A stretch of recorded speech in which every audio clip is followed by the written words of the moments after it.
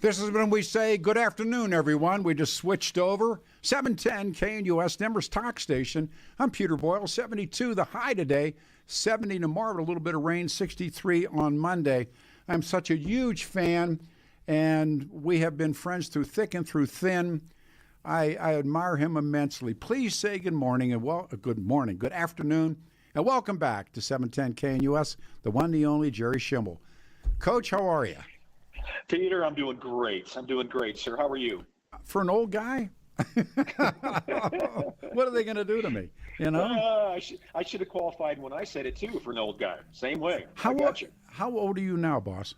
65. How about you? 82. Whoa. I'm 65, but my girlfriend says I look only 64, so I got that going for me. Oh, I'm 82, but I tell everybody I'm 25, but I've been real sick. Very good. Thank you. I'm going to use that line. Oh, of course. It's like I'm 25 years old, but I've been real sick.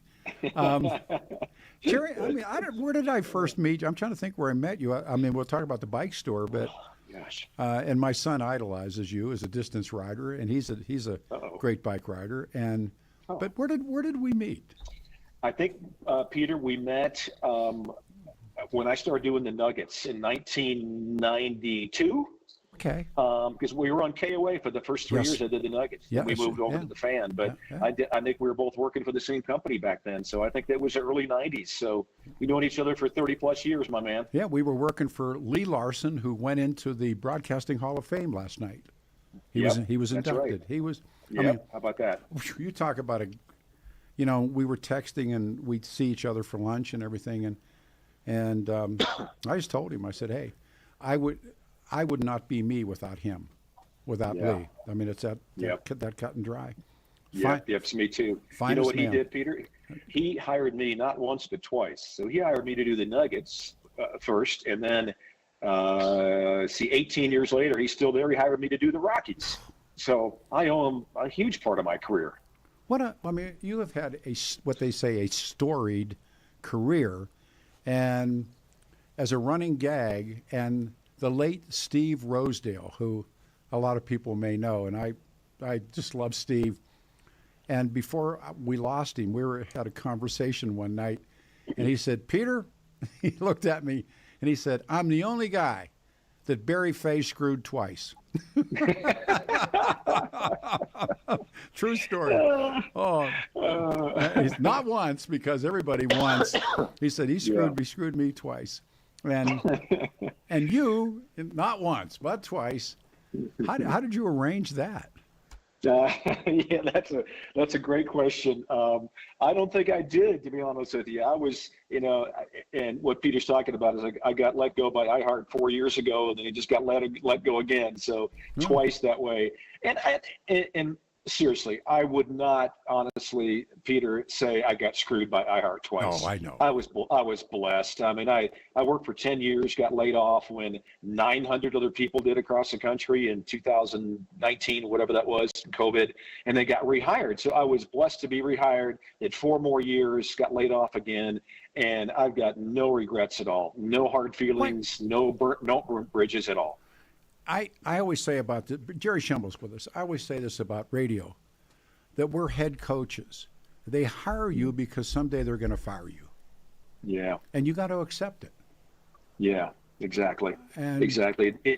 In those days of going out on your own and doing it the way you want it, retiring when you probably are over. I don't know anybody that has that opportunity right now. And all of us, I think there may be 1 or 2 exceptions, but all of us have been canned. It's just, like we cowboy this job. Now, the way the radio business is headed now, I don't know, what's going to happen. I got some guesses, but at KOA, and it just happened here at Salem, where 4 really, really, really decent people were, put out the door. And that really was become of, the stuff in Salem getting sued over the lies that were told on air and the rest of it. But over at KOA, they got rid of the morning guy. And did you and Marty go out at the same time, or did you see that one coming? We did. Yeah. We did. They kind of staggered us a little bit. So he was let go on a Tuesday, and I think I was let go on a Thursday. So, but it's part of the same cut. Yep. It was, and now it's called squeeze to profit or shrink to profit. Yeah. And so, what do you think now? What do you think's going on? I just think that with iHeart, they're so far in debt that everything is just monetarily pressure. I think everybody, every station's looking behind them to see if they're going to lose their job or not, and they're going to keep cutting and cutting until they do something different. So they're just drowning in debt still. Sales are down, revenue's down, and the result is you got to get rid of people. I mean, that's what I was told, and that's what I read, and I think that's probably accurate. And good people like Marty Lenz, the morning guy at KOA, get caught up in that, and this is the reality. I'm lucky, Peter, because I had this great run, but I'm, like I said, 65, and I don't want to quit doing nothing like you. You know, you didn't do this. You did the same thing. But I was probably ready to stop doing the rod. I did Major League Baseball for 14 years. Yeah. The NBA for 20. Yep. I mean, what a great run. I can do something else now. Jerry Schemmel's with us. There will be a moment, and I tried to retire, frankly. Yeah, I know you did. Oh, I was sitting on the edge of the bed at 3 a.m. for a month and a half. Came back, hey, Kelly, how about a gig? Give me a Saturday gig. No. And I don't know. I mean, have you felt it yet that, here you are at 65 and you always got up and went to work. Now what? Yeah, I have thought about that. And, to be honest, I'm excited about it. I'm excited about not having to be a slave to that Major League Baseball season anymore. It's 162 games plus spring training. It's a demand. I know doing a radio show, you're there every day, but the travel and, the pressure of being on, and I don't think I'm going to miss that a whole lot. I'm going to miss the ballpark, and I miss the colleagues and some of the players and coaches, but I don't think so. And I've got this too, Peter. I've got college basketball coming up. Yep. I do the ESPN Plus games for UNC. So I got 15 of those, all home games. I'm filling it. This is interesting. You'll chuckle at this, but I've got 10 University of Colorado men's basketball games I'm doing on iHeart. So they let me go, but I'm not out of their sights quite yet. So I got 25 college games coming up. I'm excited about that. I still love doing basketball. So I'm just really blessed, no question. That bringing you back, well, the first time I got canned in the business was Cat Radio, the big cat of the Rockies. And it was Gus Merkus got it, I got it, everybody got it. And they said, when I got off the air, it was the day before Christmas Eve. And the guy used his name, John. They said, well, John wants to see you. And I thought, Christmas bonus. I thought, hey, that $100 will go a long way. So, and after they give you the gate, right, and I'm turning, and the guy said, you want to run Christmas tapes? The music tapes and those big reel-to-reels? And, and I thought, well, yeah, I do. I need the money, and no, for real. And I told him, yeah. And after I'd been fired, I came back the next night and the next day, and we played Christmas music tapes. And I'm thinking, wow. Well, no, I mean, you got no bottom. You need, you're a kid, you need money, and when did you how did you get into the business, and how did you fall in love with it? Yeah, I got a degree in broadcast journalism out of college. And Peter, I wanted to do play-by-play. I just wanted to be an announcer. I didn't want to be a sports anchor or a news guy or a talk show host. I wanted to do play-by-play, and I could not find a job. So plan B for me was to go to law school, which I did, and I got a law degree. But my first year in law school, I found a play-by-play job doing high school games in Kansas. So, and I just fell in love with it. I played college baseball and always loved that sport. And I thought, next best thing to being a major league player would maybe be an announcer. So that was always my goal. And I went through the NBA to get to Major League Baseball. But that's when it started. That first game when I was maybe 22 in law school as a first-year student, started doing games and just fell in love with it. See, I've written about this. I grew up on KDKA for baseball because of the voice of the Pirates. And they had the legendary Bob Prince, the gunner. And I worked in a pool room and walking through the alleys, and I said this to it, back then nobody had air conditioning, and they had those screens that expanded. You could make them wider and higher. Yeah. And for whatever reason, people put their radios in the windows above the sink. And I could walk home from the pool room and listen to the Pirates games. From one house to another, the windows were open and the radios were in the windows. And I listened to Bob Prince when I was a kid. And you connect to, because they didn't have many television games. They just had baseball. They're playing. I don't know what they played back then, but they played a number of games, and you knew the players and you related to them and all that stuff. And it was really special. And yeah. Who did you grow up on? What announcers did you grow up on? I grew up in a small town in South Dakota, so the Twin Cities were about 3.5 hours away, and the Twins were our team. WCCO radio in Minneapolis had this gigantic signal, and I listened to Minnesota Twins. Herb Carneal was the Bob Prince of the Twins, and I listened to him all that I could. And I think I'm like you. I think baseball and radio just go together. There's some kind of bond there that's not the same in the NBA or the NFL or the NHL. Yep. Baseball and radio go together really well, and that really captured me as a kid. No, absolutely. I mean, I remember, my dad with the radio on listening to the Pirates, but I don't remember him listening to the Steelers. I don't remember him listening to the University of Pittsburgh, but the Pirates. And boy, that was really something that we connected. And then later, there's books written about Bob Prince. He was living the dream too. He was Bob Prince. But so when you make that crossover, when did you decide I don't want to be a lawyer? When I got the Minnesota Timberwolves job, Peter, that was in 1990. So they just started, and I had been doing minor league basketball and practicing law for about 5 years or so. And I just thought, I need a break, and I got one. Minnesota Timberwolves needed a second play-by-play guy. Their main guy was Kevin Harlan. Oh, man. Yeah. So Kevin and I worked together for 2 years. Great guy, by the way. Great broadcaster, great guy. And they needed somebody who had done TV and radio for professional basketball, and I was ready. They needed somebody right now. It was September, and they started their games in October. So I was available and just got really fortunate to get that job. I did those games for 2 years, and then I came to Denver to do the Nuggets. I tell people that if you don't absolutely fall in love with this, for God's sake, stay away from it. Yes. Talk to somebody about their insurance needs, but stay out of this. Yeah. Yes. Yep. And people, I'm sure you get this too, Peter. Young broadcasters contact me all the time. Hey, give me some advice.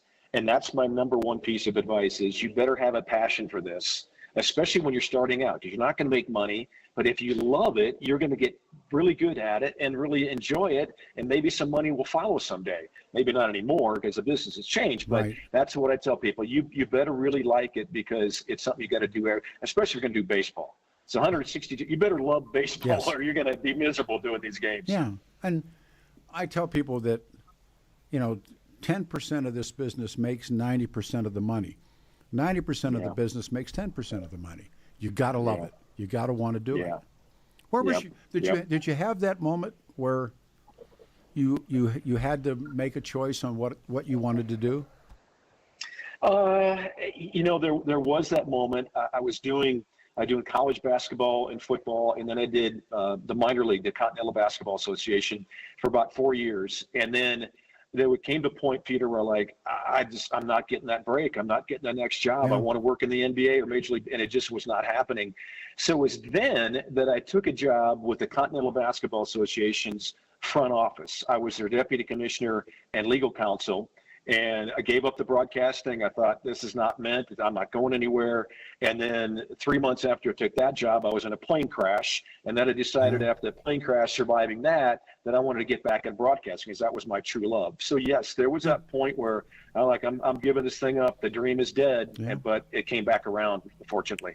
I remember you've talked about that. Crash was in 89, I believe, wasn't it? 89, yes, sir. There's that. I don't know for anybody else, but certainly for you and for me, and I'm sure many of the legends in this business, where you really don't have a choice. And I've called this business the woman in the red dress, and you just see her. And you're always, she cuts the corner, you cut the corner, and she's not there. And you have fallen in love with something you really can never have. And but when you have that,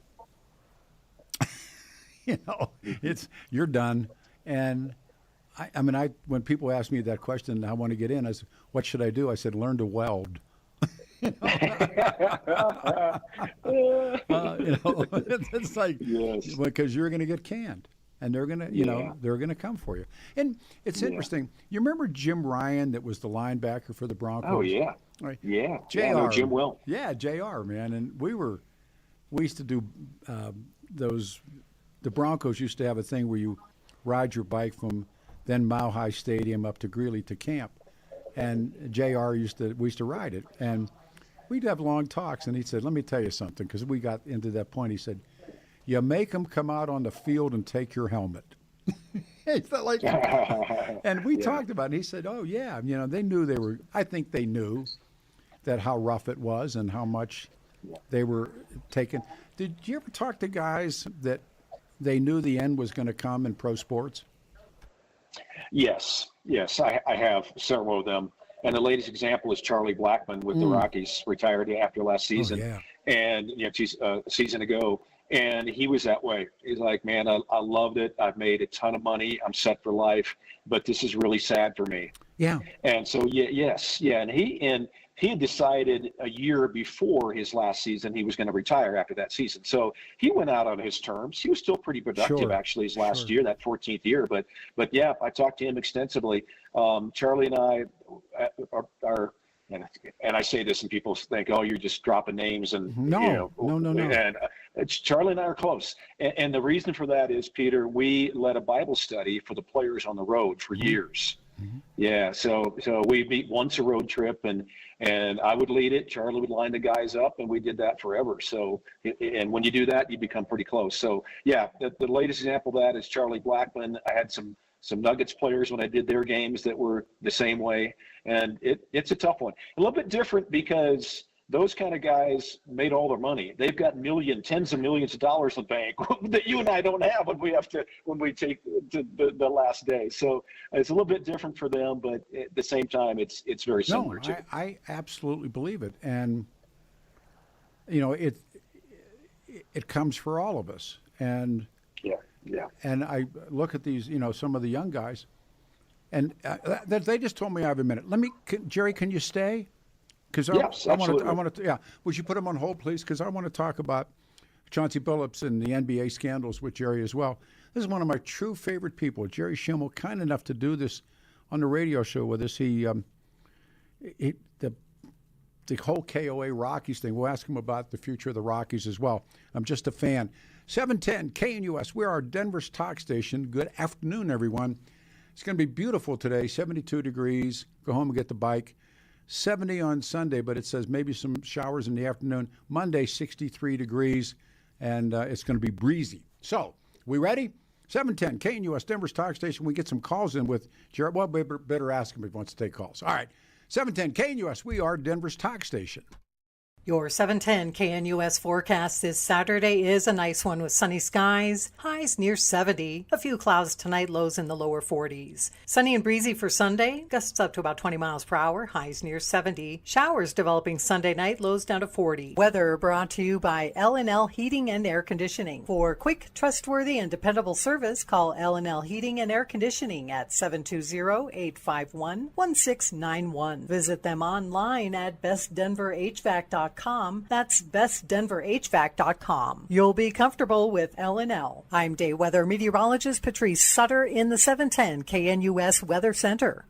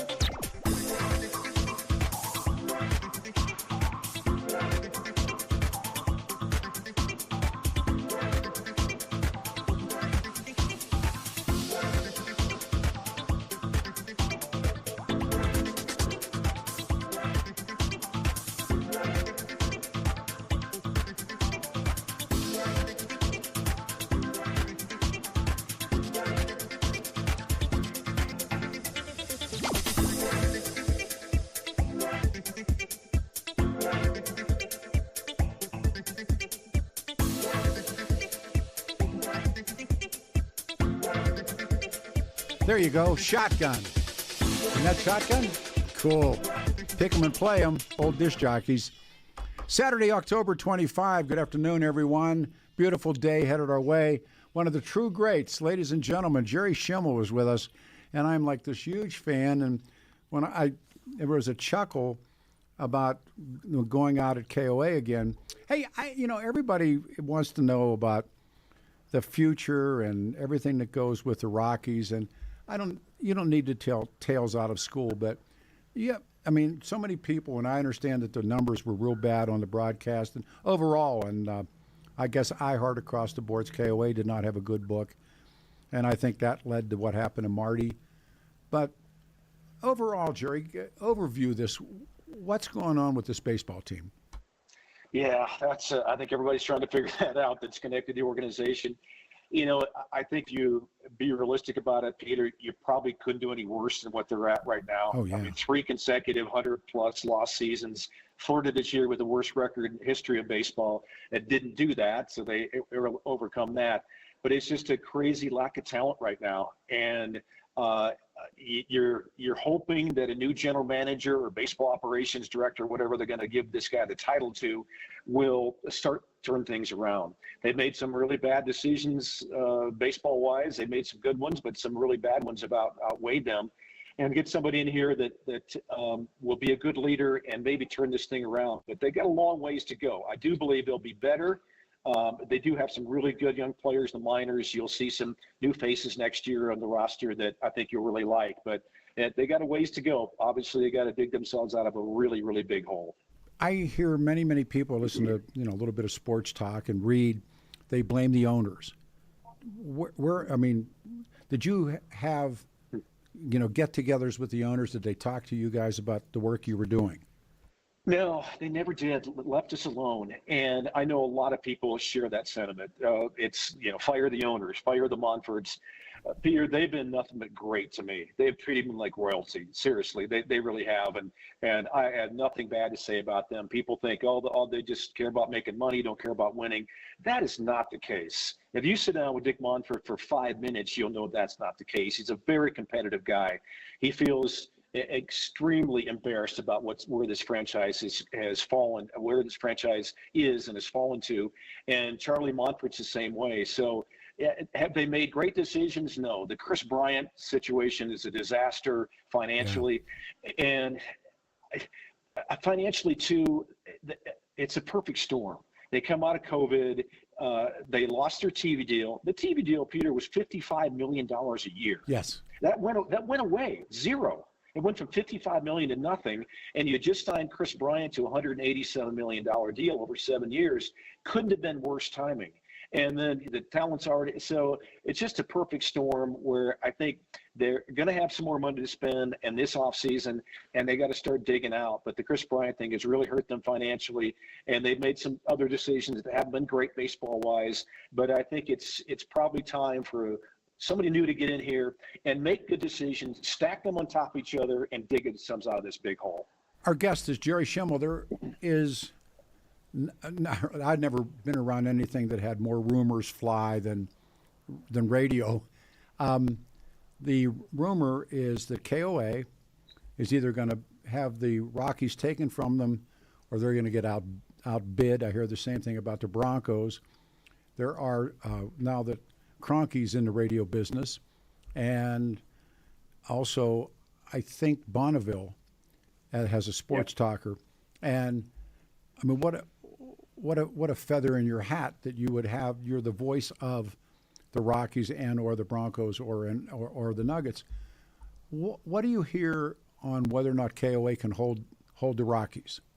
Yeah, good question. Asked that a lot recently, and I don't know. I thought the last time around that maybe they wouldn't get this contract, and when you read about them, it seems all the time laying off people. They're obviously struggling financially. So to make that commitment to pay that rights fee again, to me, would be difficult if you're iHeart. I mean, if you're laying 100 people off every couple of months, how are you going to pay $3 million for rights fee to the Rockies? Yeah. And I'm told by the salespeople they don't make money with it. So I'm told that too. Yeah. So you'd think there'd be a change, but I thought there might be one last year. or last time around. So they got one more year in this deal next year. And I think that another factor, Peter, is the collective bargaining agreement between the players and the owners expires after next season. And that's the same time that the contract with the Rockies and iHeart expires. So I don't know. I just don't know the answer to your question. I've been asked that a lot. I think it'll be really, really interesting to see what happens. What we do know about radio and or even TV, now that they're bringing television stations together under an umbrella, is during the halcyon days, the really great days when radio was making money, I call them the fast buck artists, but the money market guys came in and they grabbed radio stations thinking, I heard you say, thinking it's going to be a cash cow. And then it starts to tank. They panic and they start to fire great talent like yourself and others that have been kicked out at other radio stations. iHeartMedia is a particularly, which I know I'll never go back there now, but never a particularly villainous. There's not quite a villainous organization quite like them. No comment from you. But, my mentor was the late Bob Lee. He used to say, give them a cigarette and a blindfold, put them up on the roof, and end their careers. I mean, these are people that know nothing at all about the business, and somebody that you and I have immense respect for expects something to happen with the major franchises that they hold. Do you expect it? Yeah, I think I do. I mean, if I was somebody put a gun in my head, I think there were probably changes on the horizon. Yeah. But again, I thought that 5 years ago, and that was the year before I got let go the first time. I thought there's no way they're going back with iHeart. How can they cut 900 jobs in one day and then go back and pay these rights fees? But it happened. So, it's mind-boggling to me. I guess you have priorities, and getting the rights to a major franchise like the Rockies is more important than talent. And so, sure. I don't know. That's just a great question. I think it'll be fascinating. I think what's going to happen after next season, it'll be interesting to see what the Rockies do if they're better, and I think they will be better on the field. But what happens to that radio contract because of that collecting and bargaining agreements coming up, which I heard is going to be a huge fight. Owners want salary cap, players say no. Big fights about it already, and we're still a year away from it being negotiated. And then the same thing with the Broncos, given now that the Waltons and Kroenke has radio outlets. A great friend has now gone to work for Kroenke, and now the Waltons own the team. That's their brother-in-law. Wow, can you see that? I can see that one happening. Yeah, absolutely can. No question about it. I think that one might be more so than the Rockies would be because of that Walton connection. So, I see changes on the horizon, and, maybe that's good. We know this, Peter. We've already said it. Radio business is changing really, really rapidly. Really quickly. Internet's changed everything really quickly, monetarily and otherwise. And I think there's probably more changes in this market coming up, including with the Broncos and possibly the Rockies. I tell everybody, hide and watch. They're just beginning. And if they can have, one guy in 25 markets doing middays, Limbaugh taught them all how to do that. He really did. Yeah. He was a genius. All right, can I switch over to the NBA scandal that's taking place right now? Sure. God, you've been around this. Your thoughts? The Chauncey Billups part of it shocked me. I know Chauncey. He was doing games he was playing when I was doing games. Mm-hmm. I told someone the other day I've got his cell number. I'd love to text him, but I'm not going to do that, obviously, because he's a really, really, really good guy. And I'm surprised he got caught up in that. And I think it's what a lot of professional athletes, Peter, I think more so in the NBA that I've seen than Major League Baseball, just think they can get away with everything. And they're never going to get caught. And they can do this, and no one you'll never get punished. They'll never find out. And now they found out. And I think it just shocked everybody. So the fact that there are issues with gambling among players, no, I'm not surprised by that at all. And there's going to be more of that. But Chauncey Billups being involved, shocking to me. Kash Patel, the FBI director, and I brought some of the paperwork in to do the show earlier with Joe Williams. The arrests are part of an investigation, I'll read this to you, that spanned years, conducted across 11 states. He said these were funded by the mafia, a collection of these crime families. And I'll read him. The fraud is mind-boggling. It's not hundreds of dollars. It's not thousands of dollars. It's not tens of thousands of dollars. It's not even millions of dollars. We are talking about tens of millions of dollars in fraud, theft, and robbery. And he says across a multi-year investigation, sports betting, and I thought the irony in Operation Nothing But Bet, as i.e. nothing but net. 6 defendants, and it goes into 30 defendants, and I'm reading my notes.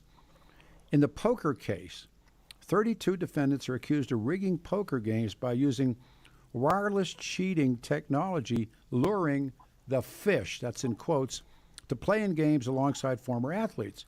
Billups and Jones are among those to participate in the poker games as face cards. What the fish didn't know that everybody in the poker game, from the dealer to the players, including the face cards, were in on the scam. Once the game was underway, the defendants were fleeced. They fleeced victims out of tens of thousands of dollars. That's a hell of an indictment. And isn't that, though? Boy, and final, and I'll throw it back to you. When the feds do something like this, they got you. Yeah. I'm with you, Peter. Yeah. And I think I read the other day where they thought the gambling losses just in the poker games is over $7 million. Whew. That's mind-boggling to me. And that's where I'm just, again, those things happen. I understand that.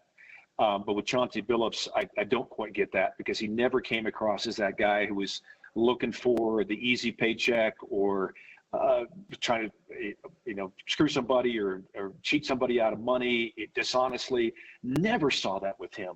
Such a good guy, always cooperative, never turned down an interview. We did charity stuff together. And so that's the shocking part to me.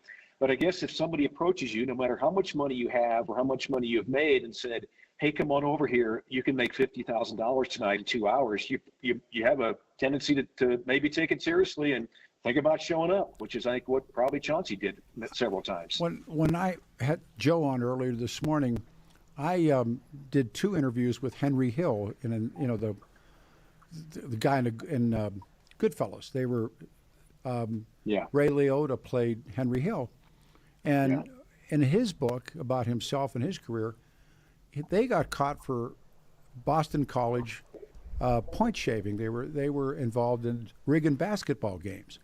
And a lot of young men's lives were ruined, but Henry Hill was part of that, and they were indirectly connected to the Gambino family. And that's the first time I ever read that. I read, of course, about Black Sox and read about, Pete Rose, and read about fixed fights, and I did an interview with Alex Karras. So, but the idea, well, you tell the idea because Joe did, it's about not losing, but how does that work in a bet? That's a good question. I'm probably not. I have my ideas on that, Peter, but I don't know for sure. I'm not a gambler. No, I don't do any legal or illegal gambling. Yeah, because I know what happened. If I start gambling, I'll lose. I'm terrible at that. You and I. I can't predict anything, Peter. No. Here's something interesting, Peter, and you'll get a kick out of this. So there was one year I was doing the Nuggets, I don't know, back in the early 2000s, and gambling was illegal, but if you had a bookie, and I knew some people who did, you could call in your bet to Las Vegas. And so I thought, let me just see if I can figure this. I think I have this Nuggets team figured out. I think I know where they're going to win and know where they're going to lose. So let me just sort of on my own. I didn't place any bets. I've never done that. But just on my own, let me bet on this game and see what happens. I lost like 3 out of 4 times, and I thought I knew that team. Sure. I mean, I've been told that people like me are called scared money. I mean, I've just told us, you and I, that, okay, if I bet $10 and I lose, I'm upset. I mean, I'd rather not bet. But me too. How much, Joe was talking and others have talked, and I've read about how now the NFL is involved, and is the NBA involved in those betting organizations you can do with your telephone? Or, I mean, or at least I've been told the NFL is now part owner in some betting operations. I mean, that's man. Yeah. I think you're right about that. I don't know the details, but yeah, the NFL is involved there. I don't know about the NBA. That's a very good question. I don't think that Major League Baseball, or I would have heard it through the grapevine, but I know the NFL is, and possibly the NBA now. And if they're, I'll be interested to see how they react after this scandal in that regard. So it'll be interesting. I just got told we got a break. I don't know if you're busy this morning or can stay. I mean, I'd love it if you stay, but if you have to bail, I understand that. I've kept you a long time. Coach, what do you want to do? I'll do it. I'll come back with you. No problem, great. Peter. Put them on hold. Dream come true. Lines are open, 303-696-1971. The one, the only Jerry Schemmel. I'm Peter Boyles. It's going to be a beautiful day, 72 the high. Tomorrow dips down a little bit, but stays on course. 303-696-1971. Hang on.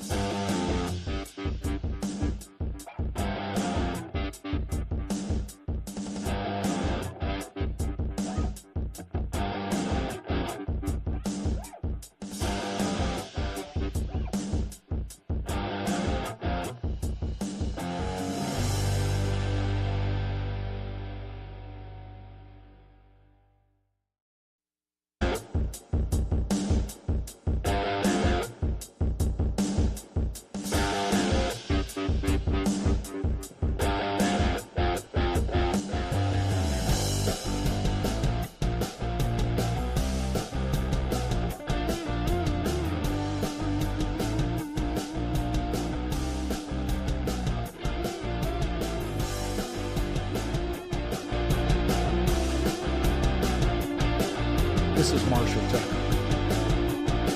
Country music with a flute. Love it. We emceed them a couple of times. Can't you see what that woman doing to me? Marshall Tucker Band, 710 KNUS, Saturday morning, the 25th of October. Good afternoon, everybody. Jerry Schemmel with us.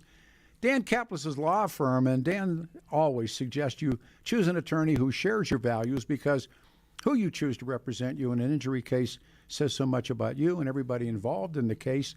Danny's dad, of course, was a Chicago cop. We talk about his mom and his career into law. And Danny's believed to be the only attorney in Colorado history to win 5 straight multi-million-dollar jury verdicts in Colorado crash cases. Also believed Danny's won the largest truck crash verdict in Colorado history. He's my friend. He came to the rescue in my family. Dan Kaplis Law, the official law partner of the Nuggets and the Avalanche. It's a serious firm for serious cases. Danny really accepts righteous injury cases on percentage fee basis, so he can represent good people from all walks of life and without ability to pay. And he's the man. If you need help, if you need Danny's help, call 303-770-5551, 303-770-5551, or hit dankaplislaw.com. Danny's last name, Caplis law.com. He truly is the man. Our guest, let me see where he is on all the buttons are lit up here. Would you bring him up so I got him? We'll do it right. Ladies and gentlemen, Jerry Schemmel is with us, and a storied career. I think one of the first times that we ever, and I remember us sitting in the big Clear Channel newsroom, KOA newsroom, and you had talked about that amazing, tragic, miracle plane crash that you were involved in. And John Baggs, and Johnny now writes for the press in Wyoming. And I this is a horrible thing to ask you. I apologize, but well, better yet, you tell the story, and then I'll ask a lousy question on the end. But it was that plane ride that changed you, if you would please. Yeah, absolutely, Peter. And you can ask me anything you want to, my friend. Not a problem. Thank you. And before I answer that question, let me say this. While I was those 2 COVID years where I wasn't doing the Rockies, one of those years I worked with Dan Kaplis. He hired me, and I'm an attorney. I'm not licensed in Colorado, but I worked with Dan for a year. He had me do some cases and some research, and what a great guy, and what an incredible attorney. So I heard you talking about him like, man, Dan is the man. There's no question about it. And the other guy I'd like to plug is the bike store, because you were. If you would give them a plug. Eric and the gang, Eric Swanson at Adventure Cycling in Aurora. Worked there part-time when I was laid off the first time by iHeart, and what a wonderful man. I have more respect for that guy than any business owner I've ever met in my life. I actually got a text from him last night just saying, asked me how I was doing after getting laid off the second time. But Adventure Cycling in Aurora, if you are a cyclist or you have a family member, get down there, because you and I have spent some time down there together. He's the man also. He's right here on Parker Road. My son idolizes him. My son's doing these distance rides. You were good to my son. I mean, it's one of those things, but he came home and he said, Dad, you know Jerry Schemmel? And I said, do I? He said, and he's talked about, you as a distance rider. So anyhow, if you would, about the plane crash. Yeah. July 19, 1989, long time ago, Peter, 36 years ago. I was flying from Denver to Chicago, and on a plane that blew an engine about halfway to Chicago. To DC-10, number 2 engine exploded, injured the aircraft, and left us limping towards Sioux City, Iowa. Got a directive making emergency landing in Sioux City, and the cockpit crew had, and again, there's 296 people aboard this DC-10. They had those lives in their hands, and they had lost all hydraulics after this explosion. And when you do that, I know people don't really understand that, but you're not supposed to be able to fly a plane without hydraulics. There's no flaps, there's no aileron, there's no elevator, there's no steering wheel's locked in place. Can't move one direction, 1 degree left or right. And that was our predicament. And as well with our particular plane, after that explosion injuring the rear of the aircraft, The cockpit crew realized after they'd been given that directive to go to Sioux City to make that emergency landing, they couldn't slow the plane down. If they slowed the plane, the airspeed down, they're going to lose control of it. They tried it a couple times. It didn't work. So a normal DC-10 landing is about 125 miles an hour when you touch the ground. We hit it 255 miles an hour. And we dropped, our rate of descent was 3 times faster than what it should have been. You put those two things together and you got disaster. And we hit the ground and in Sioux City at Sioux Gateway Airport at 3:15, I think, in the afternoon on July 19th of 1989. And as soon as we hit, Peter, complete chaos. I mean, as soon as we touched down, bodies are being thrown about. Some were still strapped in their chairs. The chairs had given. They're thrown in their chairs, thrown from their chairs, smoke, fire, debris, all that being whipped around. We slid about 1,400 feet. The nose of the plane dug in the runway, and we flipped over. We kind of cartwheeled end to end and broke into pieces and came in next to the airport in the cornfield, the piece that I was in. And the result was 112 people died, including everybody around me. Little boy, 18 months of age, sitting in the seat in front of me, died. The guy on my left died. The woman across the aisle perished, and the guy right behind me died. And my great friend and boss, Jay Ramsdale, was 7 rows back of me, died in that crash. So it was one of the worst airline disasters in American history. And I'm just so fortunate to be here to be able to talk about it. John Baggett, who you know and I know, wrote a piece in Wyoming after your let go at KOA. I didn't know this, and the little girl that you saved her life, she was up, you put her in the bin up above you, locked her in, and then you found her and you carried her off the plane. 19 years later, she's gone. I mean, I don't know what you do with all that stuff, boss. I really don't. Yeah. That was a tough one to process, Peter, to be honest with you. That hit about as hard as the plane crash itself it had to. Yeah. I went back in and grabbed this little girl and came out the second time. And as a 20-year-old, so 19 years later, you're right, she passed away of a accidental drug overdose as a sophomore at Arizona State. So beautiful young woman. Peter, you'd see her walking, you'd go like, wow, she's hot. She's a hot and beautiful. And we lost her to a drug overdose, and that was a really, really difficult thing for me to go through. Coach, we got a minute and a half. What would you like to say? Okay. I would say this, Peter. It's really, really good to re-engage with you. You're one of my favorite people, and I think about you a lot. You have an incredible story too. I tell people this all the time. In fact, please. I had a talk this morning, and one of my messages is to a secular group: everybody has a plane crash. Yeah. Everybody has a plane. You have a plane crash. Oh, a bunch of them. And listeners do. What you went through might be worse than what I went through. Might not be as bad. But everyone's got a plane crash. No. And when we get knocked down, Peter, we can get back up. And I think you and I are great examples of that. When people, that's been said, there's no second acts in life. I've had 5, 6, 7 second acts. I mean, I say to myself, I'll talk to you. You got to be the luckiest guy I know, but I'm the second luckiest. Jerry, what do you, real quick, we're under a minute. When next comes, well, we owe lunch and sit around and talk, and we'll go see Eric, and we'll meet and go see Eric, and my son will come, and we'll have a grand time, as my grandma would say. Hey, you know what? You're one of the best. Jerry, thank you for doing the radio show. Thank you so much. Peter. Be safe. My pleasure. You too. What a guy. Jerry Schemmel, everybody. All right, we're back here next week. We have a Wiccan with us next week, I hope. Happy Halloween, everybody. See you next